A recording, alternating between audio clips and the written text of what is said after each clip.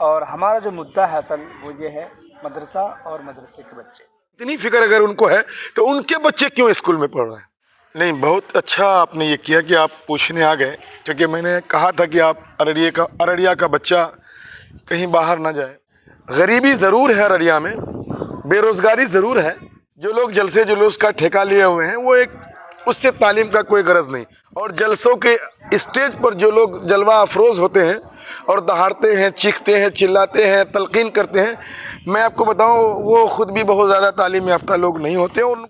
یہ جلسوں کو ٹائم دینے والے بھی اس چیز کو سمجھیں، تعلیمی بیداری کے نام پر ڈنکا پیٹنے والے بھی سمجھیں. دوسرے بچے کو وہ کیا کریں گے؟ کسی قاری صاحب کے حوالے کریں گے. وہ قاری صاحب حیدرآباد میں ہو، گجرات میں ہو، لاتور میں ہو، دلی میں ہو، کہیں رہ رہے ہیں تو قاری صاحب کہہ دیتے ہیں وہاں تو کوئی خرچہ نہیں ہے. گارجن مدرسے میں ڈال دینے کے بعد وہ یہ چاہتا ہے کہ میں اس کو عمر بھر کپڑے بھی نہ دوں. اچھا قاری صاحب، یہاں پہ ہم آپ سے پوچھنا چاہیں گے، یہ جو لے جانے والے لوگ ہیں، یہ جو بچے باہر جاتے ہیں، کیا واقعی ان بچوں کی باہر پڑھائی ہوتی ہے؟ دیکھیں، اگر اس دنیا میں غریب نہ ہو، جی، میں آپ کو پہلی بات کو سمجھیے گا، اگر اس دنیا میں غربت نہ ہو اور غریب نہ ہو تو اس دنیا کے، خصوصاً ہندوستان کی میں بات کرتا ہوں، تو یہ ایک ہفتہ بھی یہ ملک نہیں چلے گا اگر اس ملک سے غریب ختم ہو جائے. بولیے کیوں؟ مدرسے کے بڑے ذمہ داران بھی غریب کے بچوں کا ہی سودا کرتے ہیں.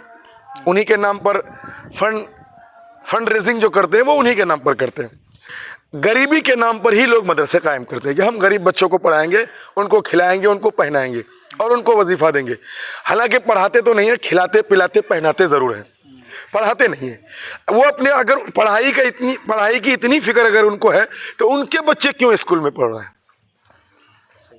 اگر کسی کے 5 بیٹے ہیں تو 5 کے 5 بیٹے کانوینٹ میں، 5 کے 5 بیٹے اسکول میں، 5 کے 5 بیٹے یونیورسٹی میں. اگر پڑھائی کی اتنی ہی فکر ہے حاجی جی کو، متولی صاحب کو، محدث صاحب کو، تو ان کے اپنے بچے کیوں نہیں مدرسے میں؟ وہ بہار سے ہی کیوں غریب بچوں کو بلاتے ہیں؟ کیا لاتور میں بچے نہیں ہیں؟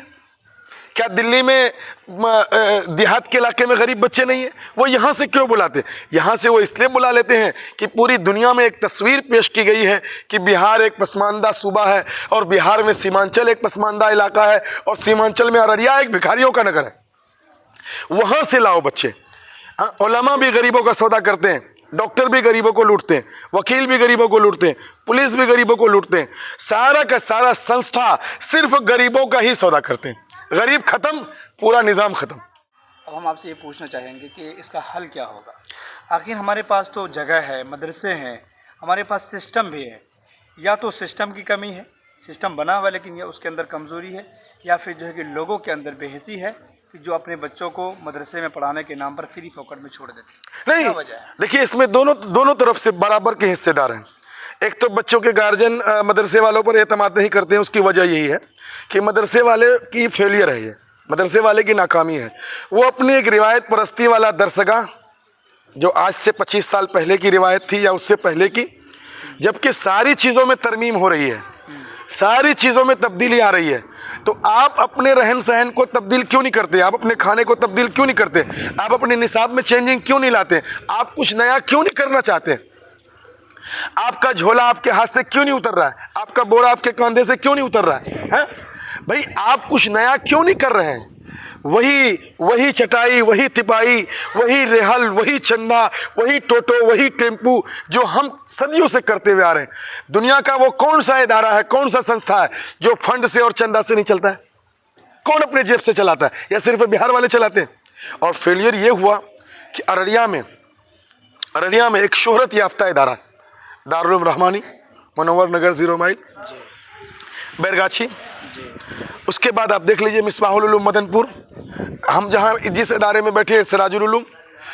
اس کے بعد دعوت القرآن فیٹکی چوک. یہ میں ارڑیا کے آن روڈ مدرسہ بتاتا ہوں. گریا میں قاری سلیمان صاحب کا مدرسہ، مفتی وارث صاحب کا مدرسہ.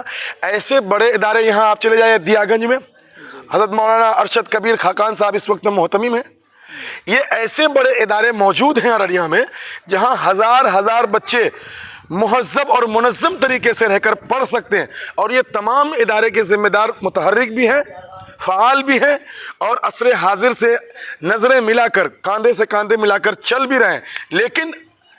لیکن گارجین اور عوام ہم جیسے چلتے پھرتے لوگوں پر بھروسہ نہیں کرنا چاہتے، جو اپنا خون پسینہ بھی ایک کر کے، رات دن ایک کر کے، یہ ان مدرسوں کا میں نے آپ کے سامنے نام لیا ہے جن کے ذمہ داران رات کی نیندیں قربان کر کے صبح شام پوری کوشش کرتے ہیں، کیونکہ ان تمام اداروں کے جو ذمہ دار ہیں وہ آج کے زمانے کے فارغین ہیں، وہ ماڈرن لوگ ہیں، سوشل میڈیا سے جڑے ہوئے ہیں، تمام ٹیکنیکل کا استعمال کرتے ہیں تاکہ بچوں کو ہمارے یہاں ساری سہولتیں دی جائے، صاف پانی کا انتظام کر رہے ہیں، کہیں کولر کا انتظام کر رہے ہیں، اے سی کا انتظام کر رہے ہیں، ساری سہولتوں کا، اور بہترین سے بہترین ماہر فن استاذوں کا انتظام کر رہے ہیں، اس کے باوجود بھی بچے علاقے میں ٹکنے کا نام نہیں لے رہے ہیں۔ اس کی ایک وجہ یہ بھی ہے کہ گارجن کی لالچ اور لاپرواہی۔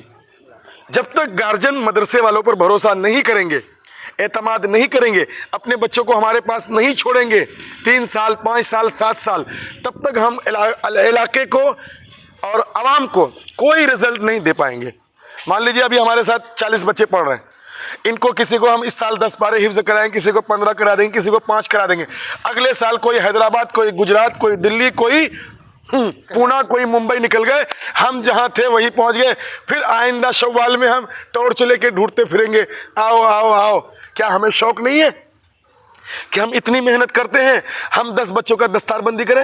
جی جی، یہ بڑے مدرسے والے، یہ یو پی اور دلی والوں کو یہ چاہیے کہ وہ جو بچے یہاں سے جا رہے ہیں ان سے وہ مکمل طور پر تصدیق لے، ادارے کی ذمہ دار کو فون کرے کہ آپ کی اجازت سے یہاں آیا ہے یا آپ کو دھوکہ دے کر آیا ہے۔ جی جی، سسٹم بننا سب سے پہلے میں ان مدرسے والوں سے گزارش کروں گا نہایت ادب کے ساتھ، بڑے ادارے والوں کے ساتھ، چاہے وہ دیوبند والے ہو، دلی والے ہو، یو پی والے ہو، کہیں کے لوگ ہو، جب بھی بہار سے، ارریہ سے، کہیں سے بھی بچے جائیں، وہ ان سے سختی سے نپٹے کہ جس ادارے میں تم پچھلے 1 سال پڑھے، 2 سال پڑھے، کیا وہاں کے استاذ، وہاں کے محتمم، وہاں کے ناظم کی اجازت سے آئے ہو؟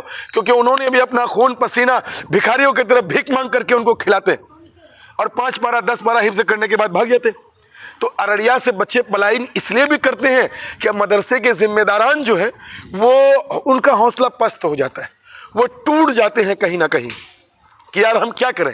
ہماری پلاننگ تھی پچھلے سال کہ ہم اس سال دستار بندی کریں گے 3 بچوں کا، 4 بچوں کا، اس میں سے 3 بھاگ گیا، ہم کیا کر سکتے ہیں؟ جبکہ ہمارے یہاں کھانا فری ہے، ہاسٹل بہترین ہے، رہنا فری ہے، الحمدللہ میں سارے سبجیکٹ کو پڑھا سکتا ہوں، اللہ کا شکر ہے۔ ہمارے یہاں کوئی سوال نہیں کھڑا کر سکتا ہے کہ ہندی پڑھانے والا نہیں ہے، اردو پڑھانے والا نہیں ہے، کمپیوٹر سکھانے والا نہیں ہے، ساری چیزوں کا بندوبست ہے، پھر بھی لوگ بھروسہ نہیں کرتے۔